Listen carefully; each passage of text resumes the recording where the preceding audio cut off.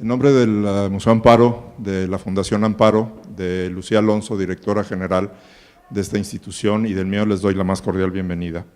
El día de hoy estamos inaugurando la exposición Lecturas de un territorio fracturado, que presenta un ejercicio, una lectura de una parte de nuestra colección de arte contemporáneo. Como ustedes saben, el museo ha tenido, desde su incepción hace 26 años, dos columnas vertebrales fundamentales, que es la colección prehispánica y posteriormente la colección de arte virreinal y siglo XIX. Ha tenido un programa de adquisiciones desde su arranque, pero en los últimos, hace 7 años, decidimos enfocarnos específicamente en arte contemporáneo mexicano o relacionado con México. Este es el primer ejercicio con esa parte de la colección que estamos presentando y de otros por venir. Incluye una selección de 58 obras de 34 artistas y diferentes medios. Quiero agradecer a las curadoras, a Amanda de la Garza y a Cecilia Delgado por su trabajo en armar este proyecto, al equipo del museo, que como siempre ha trabajado duramente para poder llevarlo a cabo de una manera, para mí, muy buena. También agradecer la presencia de Iván de Sandosequi Cornejo, director general de Museos de Puebla, de la Secretaría de Cultura del Estado, que viene en representación del gobernador José Antonio Gali Fayad. Gracias a ustedes por acompañarnos, gracias a los artistas que el día de hoy nos acompañan y también a los que no nos acompañan y que forman parte de este proyecto. Hasta luego.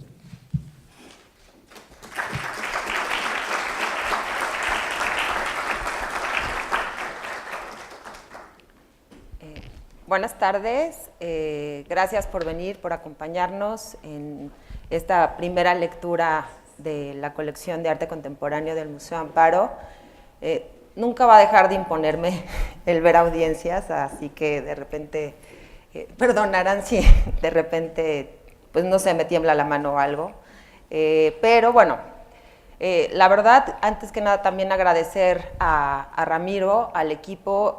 Yo creo que esto no sería posible si no se hace desde todo lo que implica el trabajo de un museo en términos de instalación, de luz, de diseño, de muchas cosas, de la mano también y en diálogo con artistas, ¿no? Que vayan también reubicando, replanteando en función de un trabajo de espacio, que es importante.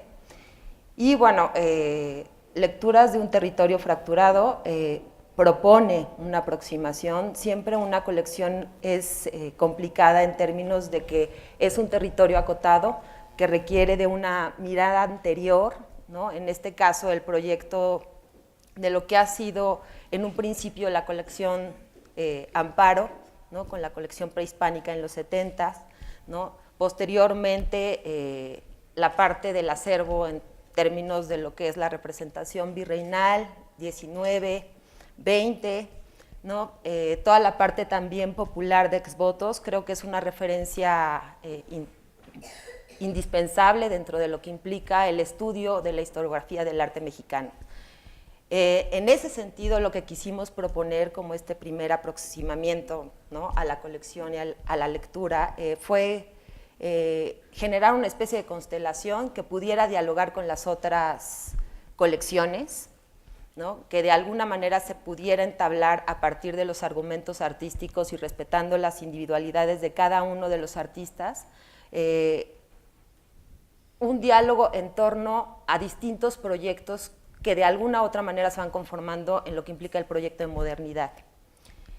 En ese sentido fue que Amanda y yo iniciamos un diálogo en función de la revisión de varios artistas, y en función de eso fue que empezamos a integrar y articular un argumento más amplio, ¿no?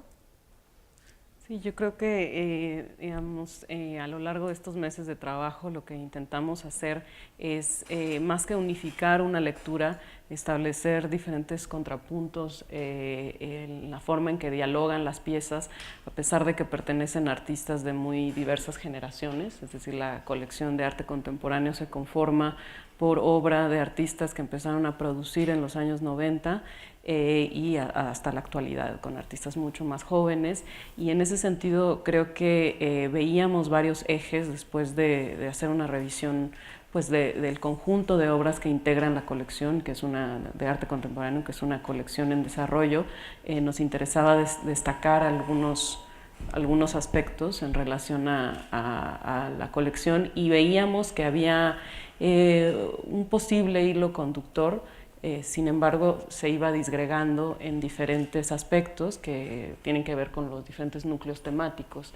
Entonces, esta idea de lecturas de un territorio fracturado alude precisamente a la idea de la escena de arte contemporáneo pensada como un territorio en donde hay divergencias, convergencias, en donde no es posible establecer una sola lectura, y al mismo tiempo pensábamos la noción territorial desde un punto de vista más específico que nos permitía hablar de lo que ya comentaba Cecilia, que tiene que ver con el desmontaje de los mitos fundacionales de la identidad de lo mexicano y del proyecto moderno en México a lo largo del siglo XX. La exposición incluye piezas que van desde los 70, ¿no? Con artistas como Magali Lara, que nos acompaña y está acá, hasta una producción reciente que es la primera colaboración de Eduardo Avaroa y Sofía Taboas, ¿no? Que también están por acá. Entonces, creo que es un marco amplio, pero yo creo que también tiene que ver con de qué manera nos podemos desde el presente aproximar a distintas temporalidades, viendo hacia un pasado y proyectando un futuro, que yo creo que eso es uno de los ejes que de alguna u otra manera cada una de las piezas plantea en términos de su argumento crítico, ¿no? Y también apelando a una serie de estrategias plásticas que tienen que ver con una variedad de formatos, medios, soportes, materiales, ¿no? Hay una condición muy material a lo largo de todo el recorrido, ¿no?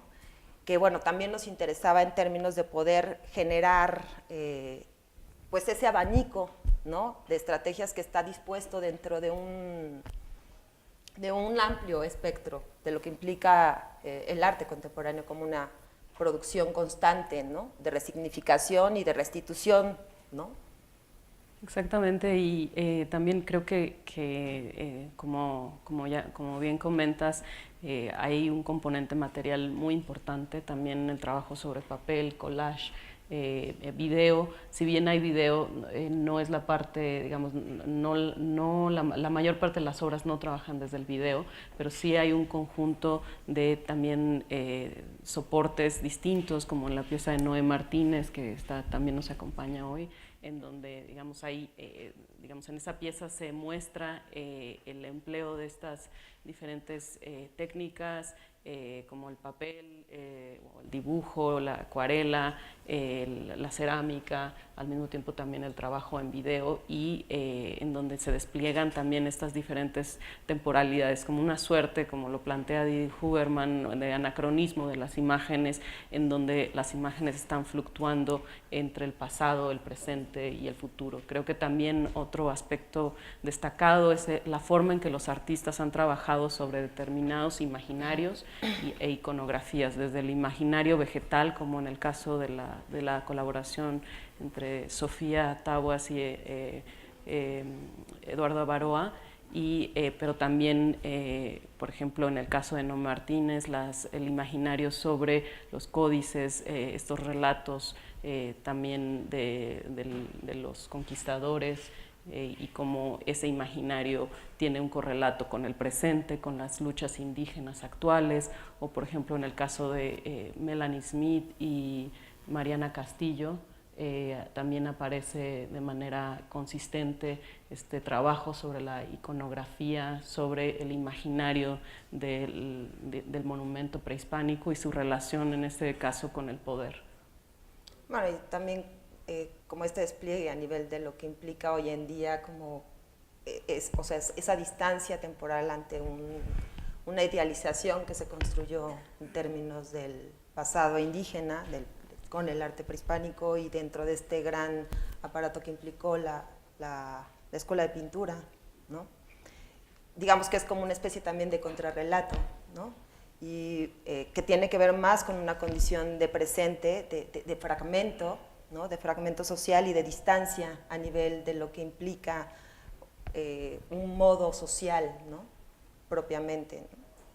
Exactamente, y bueno, también creo que algo que comentabas acerca de la materialidad desde la cual trabajan algunos artistas también es importante en términos de la disquisición o de la separación entre baja y alta cultura que existió durante la modernidad, ¿no? En términos del arte culto y las artesanías, porque hay un trabajo también de artesanal, ¿no? Por ejemplo, la pieza de Eduardo Terrazas, que es de los años 70, es la primera colaboración que hace Eduardo Terrazas con un maestro indígena, que se basa en los diseños y en la técnica de las tablas huicholas, y por otro lado José Dávila, que hace una serie de cuadros de cerámica, haciendo alusión al mismo tiempo a la restitución del valor artesanal, del ¿no? valor, o sea, artesanal, ¿no? A lo que implica tal vez,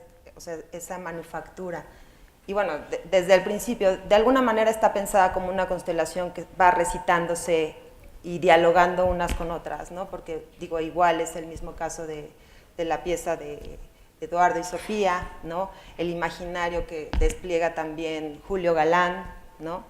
No quisimos un poco, que yo a veces creo que es lo que pasa, ¿no? Que sí se manejan, o una curaduría no necesariamente tiene que estar sujeta a una temporalidad o un marco específico o a un grupo específico, ¿no? Yo creo que eso es una de las condiciones más ricas del arte contemporáneo, en términos que yo creo que puede dialogar y abrir un espectro amplio a nivel de lectura, ¿no? Y yo creo que eso, el formato de la colección colectiva, pues es muy significante en función de todo el despliegue, ¿no?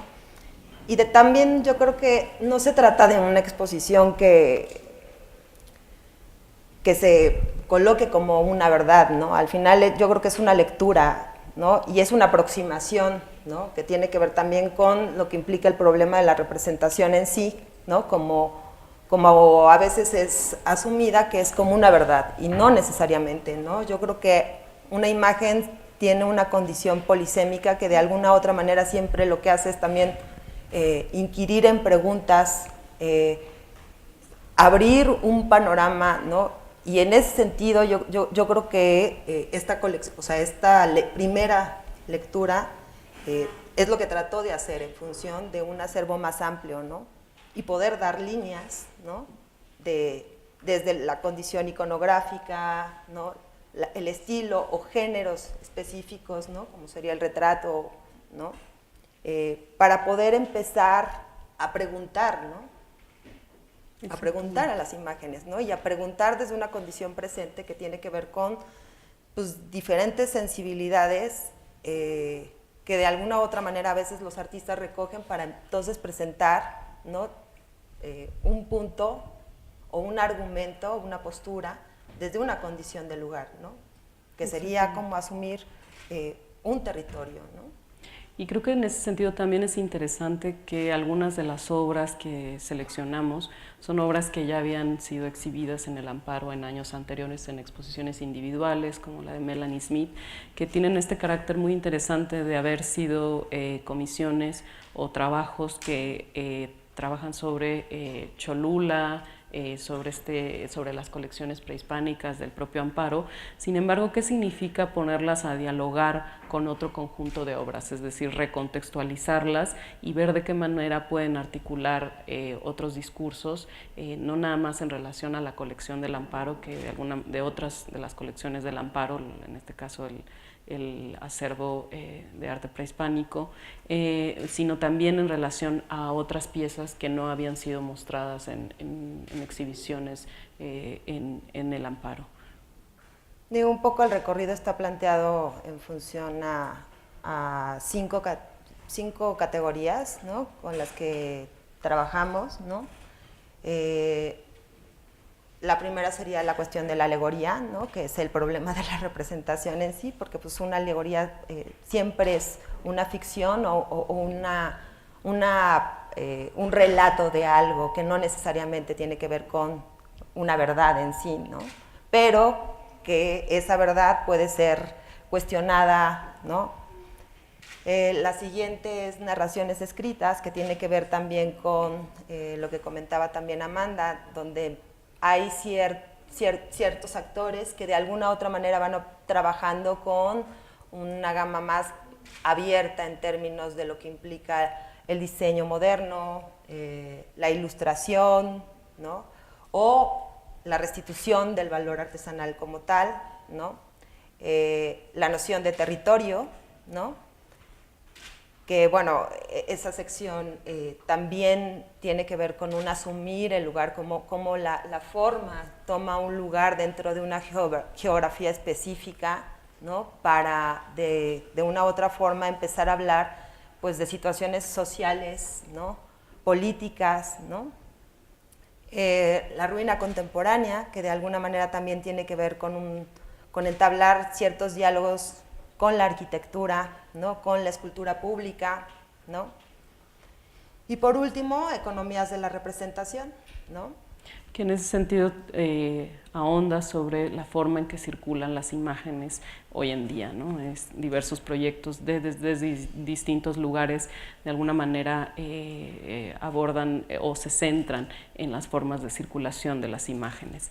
Es decir, cada obra o cada pieza tiene un despliegue o contenidos de orden específico, pero como ya comentaba Cecilia al principio, en los diferentes núcleos intentamos también que las piezas estuvieran contrapunteadas, no nada más en términos de los formatos de exhibición o de propiamente un recorrido museográfico, sino también cómo establecían combinatorias entre los diferentes núcleos que planteamos como parte del recorrido. Pues no sé, me gustaría abrirlo, ¿no? Claro. Si alguien tiene preguntas, ¿no?, porque si no podemos seguir y seguir y seguir, y creo que de eso no se trata. Se trata también como de una celebración, ¿no?, que yo creo que eso es lo que propicia las exhibiciones y más las exposiciones colectivas, ¿no? No sé si haya preguntas.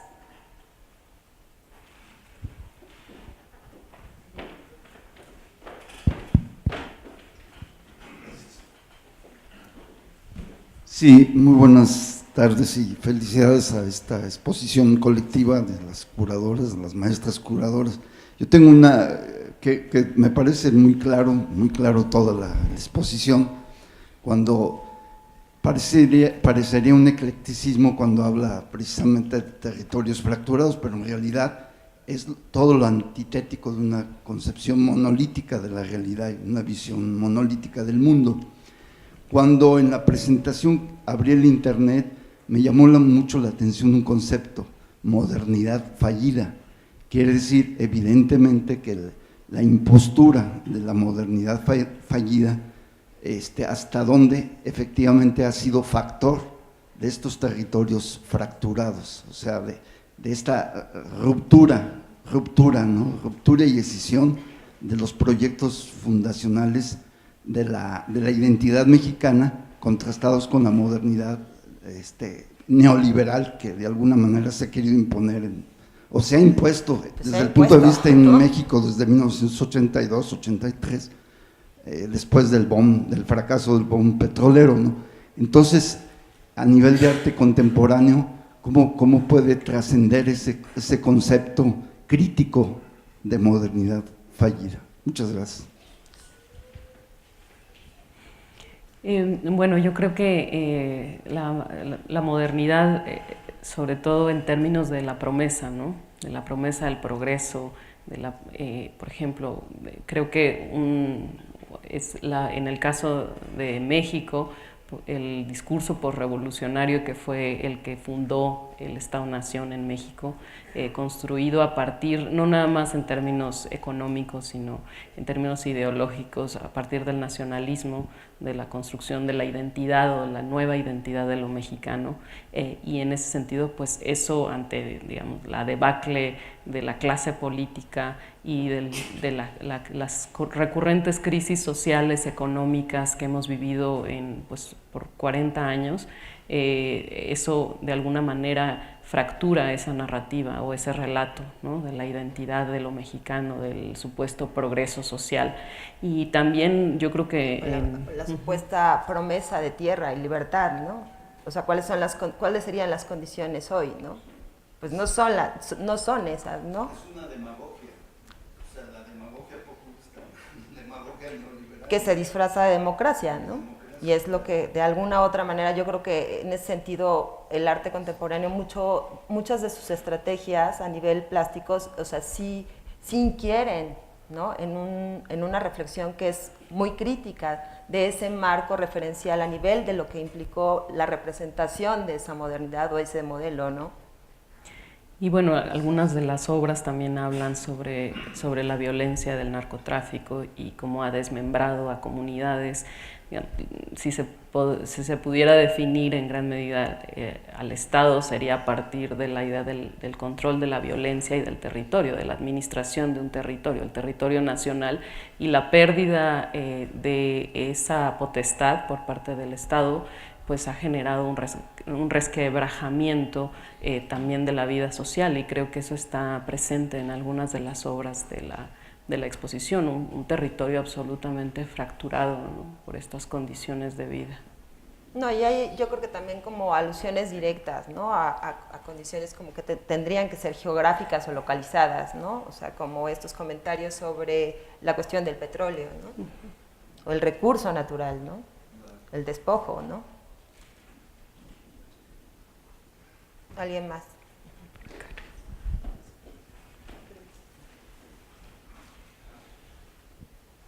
Buenas tardes. Aquí podemos ver que tienen dos piezas de Joseph Albers. Quisiera saber cuál fue la razón para ponerlo. No es necesariamente mexicano, pero sí está influenciado mucho por las tradiciones prehispánicas. Quisiera saber cuál es la importancia de las piezas de Albers dentro de la exposición.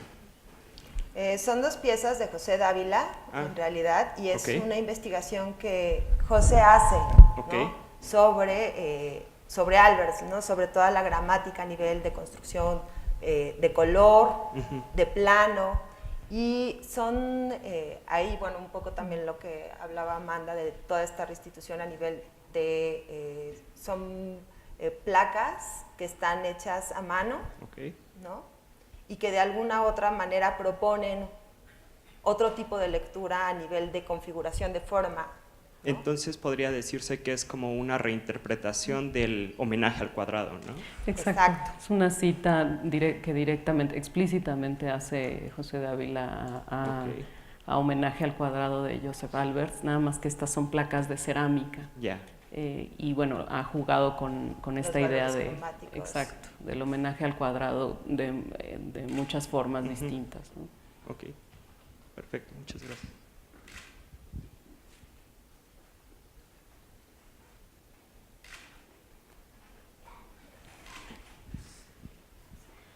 Buenos días. Ay, perdón. Un par de preguntas muy sencillas. Una, estas 50 y tantas obras que eligieron, ¿fue una elección libre de qué universo de obras? O sea, ¿cómo fue esa elección de entre todas las que disponían? Y dos, si bien es cierto y es evidente y lo han comentado, que muchas estas obras de arte contemporáneo retoman esa cuestión de arte popular o la técnica o el virtuosismo o artesanía, ¿de veras dará esto cuenta de una desaparición de la división entre alta y baja cultura? Gracias.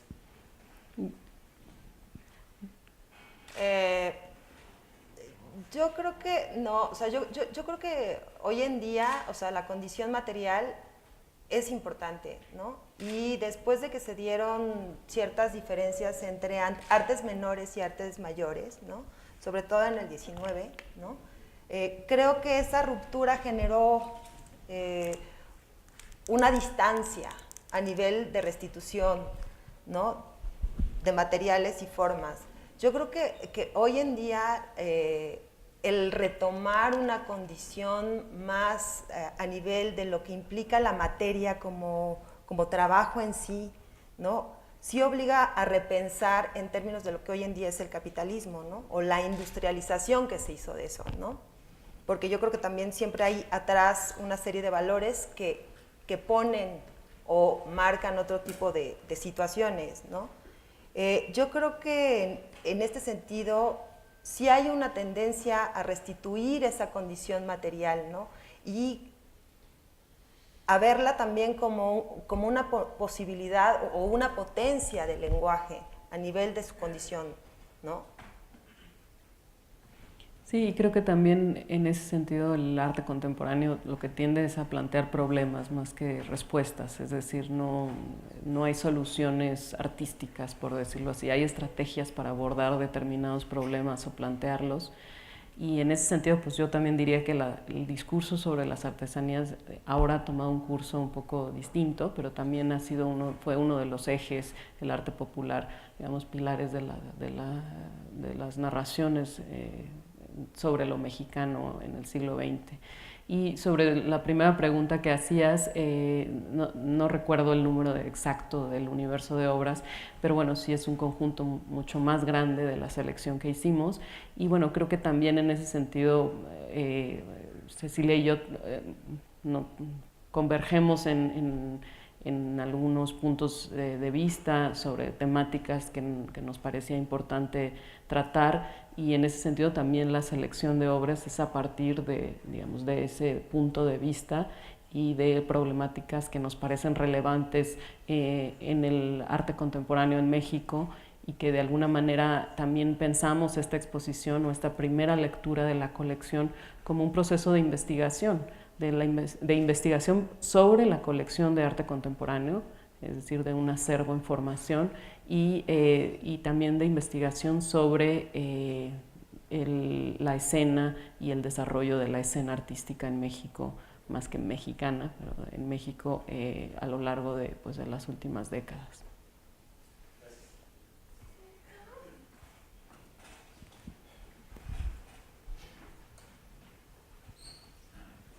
Muchas felicidades por la exposición, y mi pregunta es sobre la exposición, pero quizá más particularmente sobre la colección del Museo Amparo, y en ese sentido tal vez es algo para ustedes, pero mucho para Ramiro. ¿Qué distingue a la colección del Museo Amparo de otras colecciones de arte contemporáneo en México? Es decir, ¿cuáles han sido las políticas en términos de adquisición? ¿Y qué es lo que Territorios Fracturados revela un poco en los escenarios más desde otras colecciones importantes en el país? Bueno, yo creo que, definitivamente es una colección muy importante, ¿no? En términos como de una revisión y de lo que abarca en cuanto a periodos y estilos, ¿no? En cuanto a las políticas, yo creo que Ramiro es la persona que tendría que contestar, ¿no? Yo creo que muchas veces es difícil pensar los proyectos en tiempo, ¿no? Y lo que requieren a nivel de trabajo. Yo creo que un proyecto museológico como este, pues tiene sus complejidades. El que parta de un pequeño universo que es una colección, ¿no? Para proponerse como un centro, o sea, un lugar de operación y de posibilidades a nivel de concretar ideas, proyectos, propiciar una búsqueda de conocimiento, pues tiene sus políticas y sus líneas, ¿no? Mira, yo creo que, y como comentaba hace rato, desde que arrancó el museo se ha coleccionado, pero se coleccionó principalmente virreinal, siglo XIX, y posteriormente en los años 70, los años 80. Hace 7 años tomamos la decisión que también por la oferta que hay en Puebla, que en Puebla hay museos de arte prehispánico, hay museos de arte virreinal de siglo XIX. Lo que pensamos que podría contribuir a la ciudad, al Estado, era una colección de arte mexicano o de artistas extranjeros radicados en México o mexicanos radicados en el extranjero, y también el año pasado un proyecto que tiene de un artista extranjero que está relacionado con México. Esa es la línea que hemos trabajado. Hemos comisionado algunas piezas. Hay algo que en un principio a mí me parecía interesante, y es el peso que tiene la colección prehispánica para las comisiones. Obviamente se invita a un artista que trabaje en el museo y la colección prehispánica jala. O sea, ahí siempre se hace una referencia directa a ella. Y creo que lo que nos puede diferenciar de otras colecciones es la relación que hay entre los tres pilares. Más que nada es eso.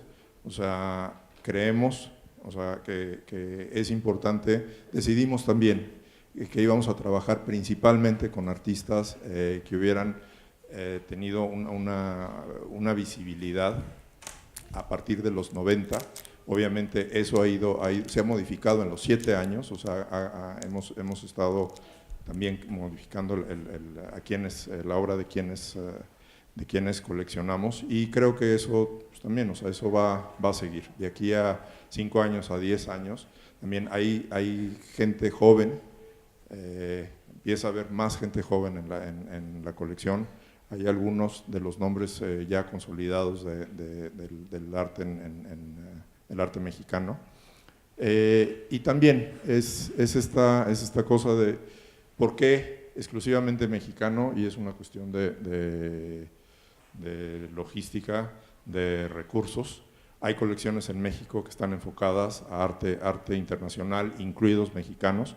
Nosotros, repito, por ciertas razones nos enfocamos en lo que tiene que ver con México.